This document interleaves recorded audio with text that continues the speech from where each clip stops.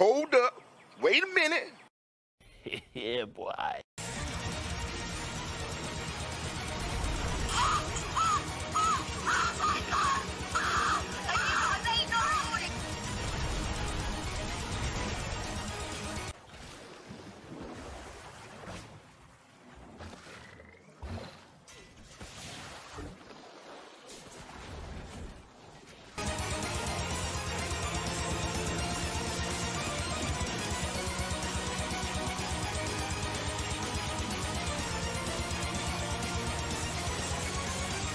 Hello and welcome to the Warframe tier list. Today we will be going over Yareli, and first things first, let's go into the build. So with Yareli I have one build, but with some slight variations. I chose to slot Breach Surge on Yareli as I found it to be the best ability to synergize with the rest of her kit. Right off the bat though, you have two options to make. You can either choose to get rid of Sea Snares, as this ability is still mediocre. It applies a damage vulnerability to the targets that makes them take additional damage from all sources, including status procs themselves. However, it only affects 5 targets and it is very unreliable. You'll only find yourself using it versus demos and acolytes, and even then it was very mediocre. Alternatively, you can get rid of Marilena, but I chose to keep Marilena as Yareli's biggest problem is sustain. And with Marilena, you can abuse the 4 seconds of invincibility alongside Rolling Guard to stretch out your energy whenever you run low, and use it to build back up. As for the kit itself, it's just high strength, decent range, base efficiency with equilibrium, and you're free to sacrifice duration. Duration only affects Aqua Blades, and Aqua Blades has such a long duration at base anyway that you're free to drop a bit of duration. This build doesn't need any Augur mod on your secondary, which is why I really like this build. The next two builds have slightly better sustain, but they both require 2 Augur mods on your pistol. The second build just has 5% more efficiency, which isn't much, but it's something, and 22% more duration. The extra duration means that you have to cast Aqua Blades less often, increasing your sustain, as Aqua Blades is a high cost ability. This build has the same range as the other two builds. I'm just having polarity problems, so I can't max out my stretch.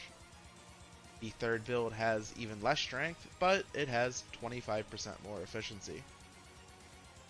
That's it for the 3 builds, and on to the rest of the kit. I was using a Bubonico, primarily for priming the enemies with Heat, Viral, and Corrosive. Although that this weapon was built as a primer, it was still doing very good damage itself. This Riven is just a Toxin mod supplement, so without this Riven, it would just be Toxic Barrage. As for your secondary, you have lots of options on Yareli, like a Crit Latum build.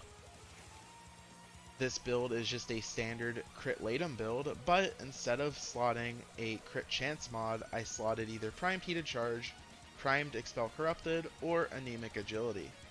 The reason that you can't run a Primed Crit Chance mod on this build is because Yareli's passive gives us another 200% crit chance, meaning that we would be over 100% crit, making it so we wouldn't be able to proc overwhelming attrition. Other secondaries that work well with Yareli are the Epitaph for priming, Uvanukor, Tenet Zychron, the Latum like I just mentioned, Tenet Spirex, secondary Gaze, and the Spore Lacer. The Plinks also might work, but I haven't really experimented with this weapon too much. Melee weapon is of course the Glaive, as it is super overpowered, and it's AoE, which is what Yareli needs. This is what I was using anytime I would run low and sustain. I would just abuse this with Rolling Guard, Marilena, and the Glaive's AoE to build energy back up. As for the focus schools, it's Madurai for the 40% ability strength and 50% casting speed, or alternatively Unero for Poise to free up a mod slot. You could take off Prime Sure-Footed and replace it with something like Cunning Drift for an extra 15% range, and Caustic Strike for an armor strip if you plan on doing extended missions. As for the Cat, it is just a standard Panzer build with the synth mods equipped.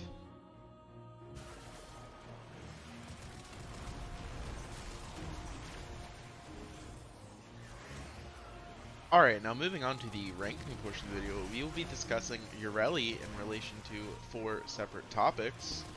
Firstly, her KPM, secondly, her survivability, thirdly, her viability in the different game modes, and finally, how fun she is to play. All of this data is sampled from a 1-hour solo Steel Path bot run with no specters and no on-call. Now moving on to the first topic, Yareli's KPM. So to start off here, do not get fooled by my 110 KPM being shown in this video. So Yareli has the potential to get really nice KPM because she's essentially a mini Zephyr. However, in this video I am showing footage from her absolute best case scenario where I'm in a wide open room with multiple openings where enemies are streaming from with direct line of sight to my pool. In a subpar room, her KPM drops significantly. I believe that this room is quite literally the best possible room in the entire game for Yareli. Furthermore, Yareli struggles when she's in a group to sustain her energy. The reason for this is because there will be other players killing enemies, so there'll be less enemies that you're killing yourself, meaning you're getting less energy back from energy and health orbs. Yes, you could say that you also won't have to kill as many yourself, but the problem is you're going to be casting the same amount of abilities and expending the same amount of energy, but you're just going to be killing less. Meaning that in a group, Yareli does struggle to sustain even more so than she does by herself, and even by herself, with the standard build with just 100% efficiency, is already a bit of a struggle at some points. With all of this being said, she still gets good KPM even in non-optimal settings. Like I briefly mentioned earlier, she's essentially just a mini Zephyr who is more reliant on her other abilities rather than just shooting tornadoes and AFKing. Given this, she does have a solid KPM ranking of an A-. Now moving on to the second topic, her survivability.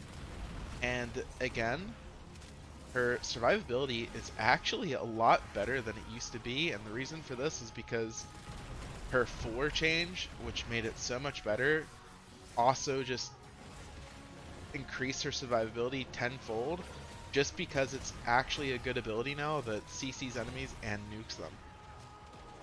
On top of this, you're constantly spamming Breach Surge, which instantly CCs all of the enemies around you and then further applies radiation procs, keeping the enemies off of you for longer.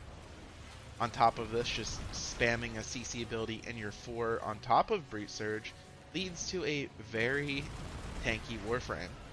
On top of all of that, if you ever think you're going to be in trouble, you can just hop on Marilena for 4 seconds of invincibility that you can use to get into a better position. Playing Yareli properly, you are very, very tanky. The only way that you should ever die is if you find yourself out of energy and you couldn't save yourself in time. I will give her survivability an A once you understand how to utilize the Marilena and Rolling Guard invincibility frames. Now, moving on to the third topic, her viability. And again, this is where it's not all sunshine and rainbows. So, Yareli struggles in every single game mode except for survival. You might think that she does well in Disruption because of her 1 applying a damage debuff to the Demolus, but in practice it is very unreliable and very clunky, and that's best case scenario. In Exterminates, she can't really use her kit, and by in Exterminates I mean in any non-endless mission.